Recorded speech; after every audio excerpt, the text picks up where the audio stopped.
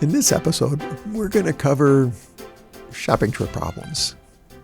How many of you dread taking your kids shopping? Well, there may be many reasons. In this episode, I want to focus on just one.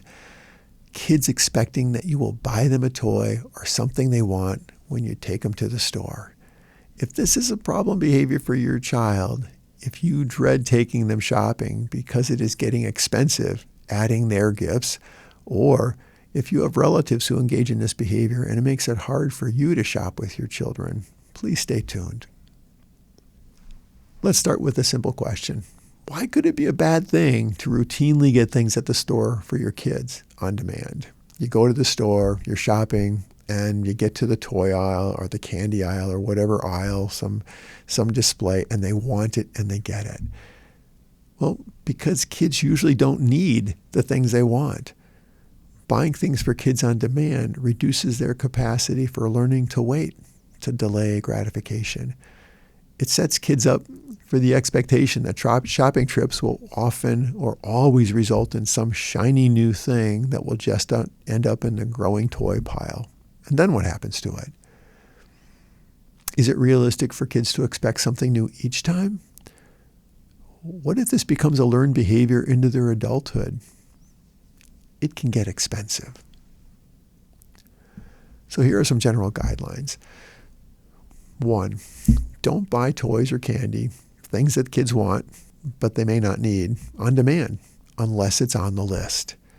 Are there exceptions to this? Yes. If a child needs a piece of equipment or clothing for school or a sport, or if the child has earned money or wants to get something that they've saved for, it's perfectly okay to buy that.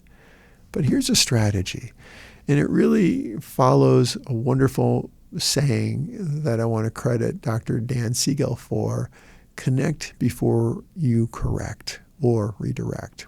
Here it is. You don't say no, and you don't say yes. First, you show interest. Your child wants something, and you ask, why do you want that particular toy or thing? What about it is interesting to you? How did you learn about it? What part do you like most? Learn the child's view of that toy or thing that they want. Second, take a picture of the toy or thing they want. Most parents have cell phones with cameras. Show interest in it by taking a picture. They can even be holding the thing, so they're in the picture. Third, thank your child for showing you the toy or their object, whatever they want. Inform the child that this thing is not on the list, but you, the parent, want to learn more about it and see if it might be on sale somewhere else and what reviews might say about the quality of that toy. And fourth, follow through. When you get home, Google it. Learn more about the toy or the product. Show your child what you've learned. Do it with them on your computer or your tablet or your phone. Teach your child the pros and cons of what it would be like to own that thing. Maybe it's got a recall. Maybe parts break on it. Maybe it's not something they really want. It's certainly not something they need. Initially, your child may not like this rule. It has to be on the list. But if you and others don't give in, they will appreciate that you are interested in the thing they want. They may even notice that their own interests change from week to week. Every time they go to the store, they want something different, and you show enthusiasm for that thing.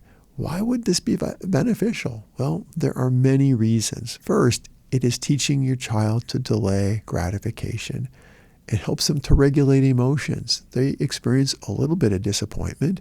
It's teaching them problem solving, 3 really important self-regulation skills. And you're also teaching your child shopping skills. As a bonus, you now have a file of pictures of things your child has liked or wanted, and you can send it to friends and relatives when they ask what your child wants for birthdays or holiday celebrations. Thank you for tuning in and considering this parenting topic.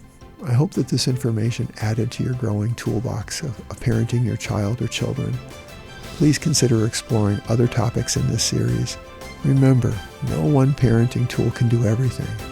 We need many tools to become the best parents for our children.